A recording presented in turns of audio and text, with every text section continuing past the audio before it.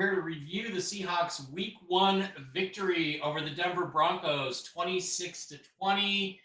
They defeated the evil Sean Payton and the Denver Broncos. It was an interesting game. Lots to talk about. Let's get started.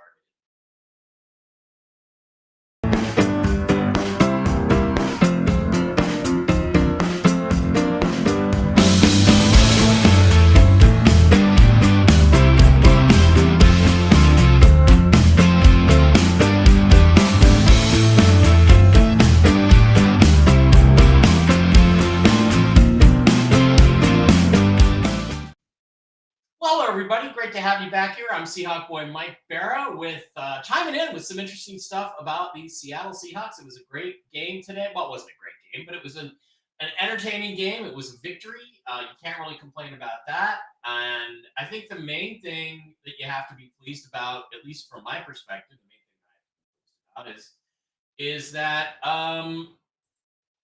they got through it. And, you know, this is a new transition, new coach, new coaching staff. We didn't know how they were going to approach things. We had our ideas. A lot of us bought into a lot of the hype that had come up, a lot of the hype that came up in in the preseason. I mean, I looked at the preseason game 3. I looked at the way the offense played, and I'm like, wow, Gino's really firing the ball all over the place. I got fired up enough, and with the 49ers struggling, I was thinking, hey, you know, maybe they'll actually win the division. So I decided, look, you know, they're not going to go to the Super Bowl. I know they're not going to be good enough for that, but they could maybe sneak in and win the division. So I threw $100 down on Suncoast Casino. It's hanging right over there. Sorry about that. It's hanging right over there on my window or on my wall over here. And so, you know, I put my money where my mouth is. Yeah, sorry about that. I didn't have my microphone up. So they managed to squeeze through the game. There was a lot of interesting stuff. The offensive line play was terrible. The interior offensive line, which John Schneider, the Seahawks general manager, has said, hey, I don't believe in spending big money on the interior offensive line. Well, today it showed. They got pushed around. There was penetration at the middle. Geno Smith was under a lot of pressure. Because he's Geno, he didn't handle it very well. And these are the kinds of things that happen. Let's pop up, see if we can get some highlights running in the background a little bit while I'm talking about this stuff. The Seahawks gave up 2 safeties. That's atrocious. The second one, you know, again, there were growing pains. I don't know what Ryan Grubb was doing in some situations. They got pinned down at the 1 yard line, or actually inside the 1 yard line. You're in your own end zone. And Grubb sets up in a shotgun formation with a single back, no blocking fullback, and does a shotgun snap to Geno, who then hands it off. Well, of course they got stuff for a safety, and they've been being dominated. They'd already given up one other safety. They'd already been being dominated on the inside by the Broncos defensive line, and that just didn't make any sense. Now, does that mean that Ryan Grubb is a bad offensive coordinator, or that, you know, they don't really know what they're doing? No, because they did make some serious adjustments in the second half. They came out, they ran the ball almost exclusively in the second half. That's how the Seahawks are going to win. Take the ball out of Geno Smith's hands, put it in the hands of Ken Walker and a little bit of Zach Charbonnet. They had a big breakdown. Geno's touchdown pass to Charbonnet, swinging out of the backfield. Nobody covered him. Total breakdown, touchdown pass for the Seahawks. But, you know, overall, it was nice to see a team that could tackle on defense. And that's been the biggest problem the last 4 or 5 years. Well, one of the biggest problems with the Pete Carroll era is their terrible tackling. And so what you saw today was a very tight, not really so much a cover 2 defense, but similar to the cover 2 defense, where you basically say, okay, we're going to let you complete this 6 or 7 yard pass, but you're going to go down right there. You're not getting anything after the catch. And the Seahawks were especially good at that. I thought they did a really great job defensively. So the defense was as advertised, although they didn't get as much pressure on the quarterback as I would like. But the reality is Bo Nix is an elusive player. He's a good player. He had a rough day today, but it's his first start in the NFL. I'm sure the Seahawks threw a lot of masks and disguises at him and surprises, but he handled it, I thought, fairly well. He scored on a rushing touchdown. So you can't just tee off on Bo Nix and expect to knock him down. It's just not going to happen very often. So they really didn't get a lot of great pressure, but they kept everything in front of them. They played solid. They didn't give up any deep passes. The Broncos couldn't really try too much in the way of deep passes. And so, they kept them under control and in containment the entire game. Now, that doesn't mean that's going to translate to other games. I don't think it will. However, the reality is that the Seahawks were good enough today to get the win in spite of their problems. Now, one of the key things that came out of today which is really bad, is they lost George Fant. They lost their starting right tackle. They're already down Abe Lucas, their third-round pick from a couple of years ago, who was a really good player, and he's got a knee injury that's chronic, and it may end his career the way it's going. And then George Fant, I think he tore his ACL. I think it's pretty obvious he tore his ACL. And Fant has had 2 catastrophic ACL knee injuries now in his career, both at Lumen Field as a member of the Seahawks. So that's really sad, because now they're going to have to scramble. Stone Forsythe came in at right tackle. They've got a couple of other guys there, McClendon Curtis, who might be able to play right tackle, but they're stuck with that. And they also aren't really able to. They're going to have to do something on the offensive line. They're going to have to bring in a player from the outside. There's lots of guys out there with name recognition. I don't know if they were going to be really good players, but at this point in their careers, they got a lot of miles on them. But, the reality is that this is why you have cap space. This is why it's important to have cap space. It's why it's important not to get caught, not to spend too much money on players who really aren't that good. Now, speaking of players who weren't that good, look, this is a bad day for the Geno Bros. Okay, I've been listening to all this stuff on Seahawks Twitter and Twitter X.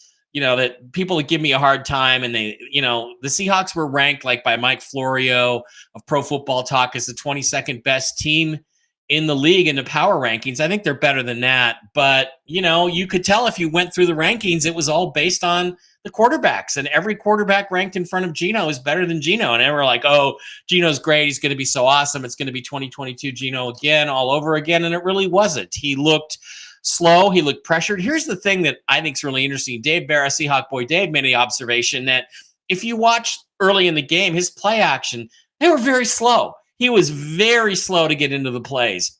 He was very slow to get to his spot.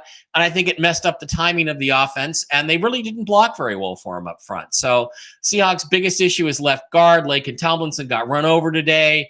Anthony Bradford got run over at right guard. I don't know why Christian Haynes didn't play. Maybe he's injured. Maybe they're going to have to bring back the other Haynes from last year. They're going to have to bring at least, I think, one player in this week to really shore up that offensive line, because the New England Patriots looked really good today. They beat the Cincinnati Bengals, held them to just 10 points. And honestly, I think they're going to be a problem for the Seahawks, especially on the road at 10 a.m. We don't have any idea how Mike McDonald is going to handle 10 a.m. games. Pete Carroll did a really great job. They won most of their 10 a.m. road games by doing things like practicing at 10 o'clock in the morning, at least in the week leading up to it, if not the entire time, the entire season. So the Seahawks were always ready to play a game at 10 a.m. I think that was really smart by Pete. It's something I wanted Mike Holmgren to do for years and years and years, which is just get the team's body clocks used to playing at 10 a.m., especially if you have a bunch of East Coast road games. So this year they do. They have a few of them, and it's going to be a really interesting test next week. Other things, again, on the defense, they tackled guys when the ball was in front of them. They got interceptions. Reek Woolen made a great pick of a bad Bo Nix throw. They forced some fumbles, forced some turnovers. They got the job done on defense, and I think the linebacker play was especially outstanding. Okay, so let's flip over to the box score and take a look at things. Bo Nix was not really very effective today at all. The Seahawks held him down, but he's a rookie quarterback playing for a team that doesn't have a great line, doesn't have any running game, it doesn't have much in the way of receivers. He was 26 for 42 for only 138 yards, a 3.3 average. That means he's checking down a lot. That's what Sean Payton wants him to do. But it's really interesting, isn't it, Sean, that you blamed everything last year on Russell Wilson, not your offense, and you replaced him with Bo Nix. And guess what? Your offense is just as ass as it was last year. I wonder if it's maybe got something to do with you. Okay, so Geno Smith was a little better than that. 18 for 25 for 171 yards, a 6.8 average. So you can see that he was throwing the ball a little bit more downfield. One touchdown, one interception, took a couple of sacks. Neither one of them was really a bad sack. 87.2 quarterback rating. That's not half bad, but I think, again, he had the wide open touchdown pass to Zach Charbonnet, where he caught, two passes for 29 yards and a touchdown. I think that was, again, that was kind of a fluky play. You're not going to get a play like that every game where a guy just comes wide open and you can throw. I'm not going to say I could have thrown that ball, but I might have been able to throw that ball. And almost every NFL quarterback could have completed that pass. It was wide open. Geno also ran for 34 yards and a touchdown. That was a really good run by Geno. So it's interesting because his top speed was good enough, and he made a little juke move. He juked his safety and got the touchdown. To score the touchdown. It was good enough to run the ball about 34 yards for a TD, but his quickness is not good. And his quickness is what he needs to get into his drops and get into the place where he can throw the ball on time.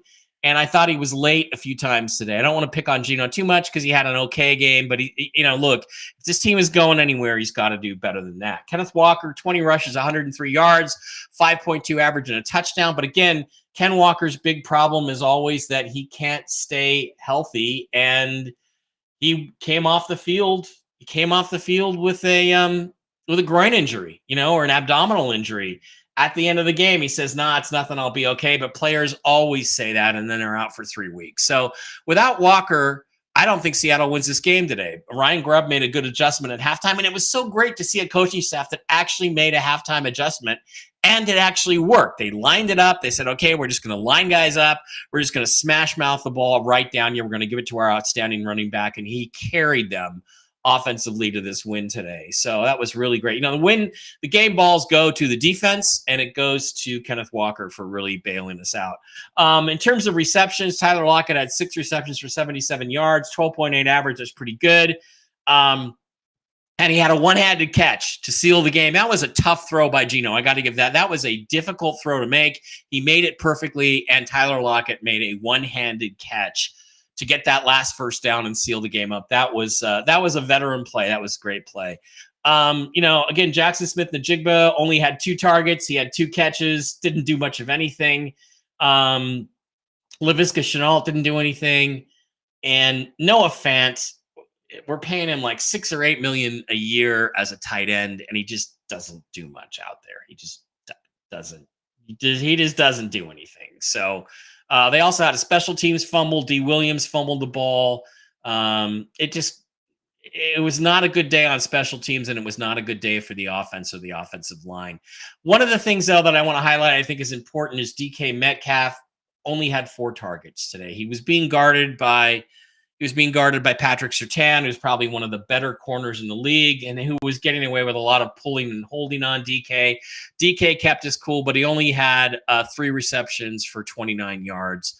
Not a big game for DK Metcalf. And if the Seahawks are going to win 8, 9, 10, 11 games this year, they got to get more out of DK Metcalf. It's just that simple. And I think this is going to be how teams are going to play the Seahawks this year. They're going to try to take DK away and make the other guys beat you. Well, today they did, but I think without some new blood on the offensive line, I really think they've got to give Christian Haynes a chance to start at right guard and plug somebody else in at left guard and hope they can get some better play. Now, defense was really interesting. Julian Love, outstanding game. 12 tackles, 10 solo tackles, 1 tackle for loss, 1 pass defense.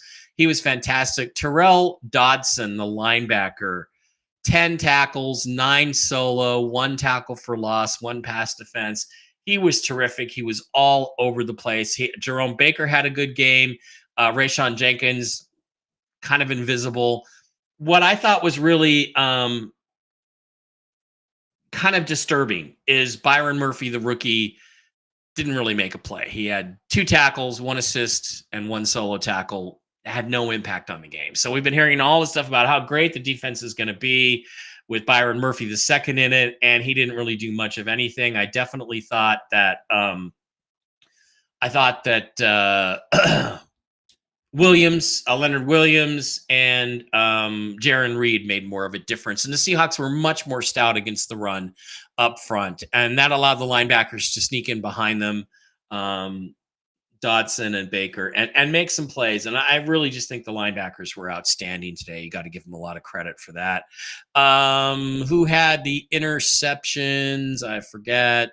Do we have interceptions on there? We should have. Yeah, I forget who got the interception. I guess it was Reek Woolen got the interception. Bad throw. So overall, a really good effort by the defense. Jason Myers was 2 for 2 on his field goals. I think I don't understand. It was, what was it, 9-8? We scored a touchdown, and then McDonald goes for 2 in the second quarter. Like, no, you just take the extra point and go to 10-8 and get back in cycle. That was one of those crazy, the analytics say to go for it here and be aggressive. And I don't think that really was much. I don't think that was very smart. And hopefully we don't do that kind of nonsense in the near future. On the Denver side of the ball, nobody I thought was outstanding. There wasn't a single player on their team that I really liked, except I would like to have Bo Nix behind Geno Smith as our next quarterback coming along, because I do think a lot of people are criticizing him. I think unfairly. I think he did fine for his first start. So way to go on that one. Bo Nix. I think Bo Nix has a great future. I think he was worth a first-round pick. And we shall see how this all evolves as time goes by. Okay, so overall, good enough. 26-20. Good game. I just think the Geno Bros who think this guy is elite or think he's going to be spectacular or think he's going to be Super Bowl winning quarterback, you're just fooling yourselves. And I think today proved that, because here's the thing. I said, well, he was under pressure all the time. I get it. You know what, though? The great quarterbacks handle the pressure. They handle it, and they make plays anyway. Geno can't do that. Geno needs things to be right to make plays. The other thing about Geno that's really important is, look, if he's going to scramble, sorry, I'm going to fix my lighting here a bit. If he's going to scramble and run like that, that was a great play. He scored a touchdown. It helped win the game because we only won by 6 points. But at 34 years old, if Geno runs around like that, he's going to get hit. And he's been injured last year. He was injured in training camp on hits that were not that hard. Geno cannot afford to put himself out there like that and get hit. He can't. And if this team is going to have a chance at success, if they're going to have a chance at me cashing in my $100 sport bet ticket over there for the NFC West and win $750, Geno's going to have to stay healthy, because Sam Howell sure as shit isn't going to do it. So let's protect him better. Let's go find some interior offensive linemen. Let's bring people off the street if we have to. And let's make sure that we keep this guy protected, because he's a body thrower. To throw deep and to be effective, he has to get his whole body into it. Russell Wilson was pure arm, pure shoulder, pure muscle, whip, and the ball is there. He's a great passer. He didn't need his feet to be set and his feet to be perfect. Geno does. So we've got to really make sure that Geno doesn't get hurt. All right, next week, the New England Patriots. They looked really good today. I don't think they have much on offense. I think our defense will stifle them. However, their defense looked better than our offense. They shut down the Bengals. Bengals are a good team. I think Joe Burrow is better than Geno, and Jamar Chase is better than DK. And here's another thing, guys. I think, look, I know the team is set for this year, unless we're definitely out of the playoffs by the trading deadline and we're willing to fire sell some guys away. But I think you've got to consider in the off season, if not at the fire sale time, trading DK. DK may be our best player on his good days. He did not have a good day today. He got taken out of the game for the most part. And when Geno's getting pressured because of our poor offensive line, which is John Schneider's fault, by the way, for not investing in the interior offensive line to a greater degree. And you got to remember, too, the starting center. What's our starting center's name? The new guy. We didn't even have him on the roster until about 2 weeks ago. So 3 weeks ago. So we hadn't even bothered to go get a center before this. So we have issues. We have problems. We don't know how Mike McDonald's going to handle a 10 a.m. start. And he's an East Coast guy, and he probably doesn't believe in it. Well, he will. He will, if he doesn't practice this team at 10 a.m. and get them ready to play body clock-wise at 10 a.m., he's going to find out when his team sleepwalks through the first half against the Patriots next week.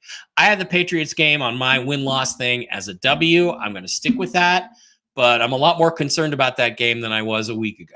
I will say that after watching today. Not to say everything was bad. A win is a win, 26-20. We got one in the bag, and with the Rams right now playing the Lions, and I think the Lions are ahead at halftime. I'm going to go watch the rest of it. Technically, right now, the Seahawks are in first place because the Cardinals lost. So, all right, guys, that's it. Quick update, quick game review. I don't have a lot to add that other people probably haven't brought up already, but let's keep it real. Let's see what happens next week. Let's go out and get somebody like Jason Peters or somebody like that to fill in at right tackle. And I think we got to look for another guard too. I really do. And get those guys signed, get them in here and play them next week. Because that interior offensive line play, that was two guards, especially some of the worst offensive line play I've seen in a while. Anywhere. And that's got to get fixed, or this is not going to be a very successful season. Thanks for being here. I'll be back tomorrow. Real News Live with Mike and Jen. Don't forget to like and subscribe and share the podcast. And hey, you can send me a Rumble rant over on Rumble too if you want. I got to go let my kitty out and go watch the rest of the game. Have a great one. 1-0. Go Hawks.